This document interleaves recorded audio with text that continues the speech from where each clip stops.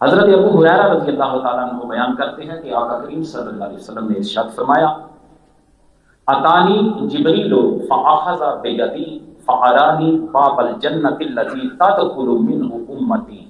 جبریل امین علیہ السلام میرے پاس آئے، میرا بازو تھاما اور جنت کا دروازہ مجھے دکھایا، تدخل منہ امتی، وہ دروازہ جس دروازے سے میری امت جنت میں داخل ہوگی۔ حضرت ابوبکر صدیق رضی اللہ تعالیٰ عنہ نے عرض کی یا رسول اللہ وددت انی کنت معک حتی انظر الیک، یا رسول اللہ صلی اللہ علیہ وسلم، حضور میری یہ خواہش تھی کہ میں بھی آپ کے ساتھ ہوتا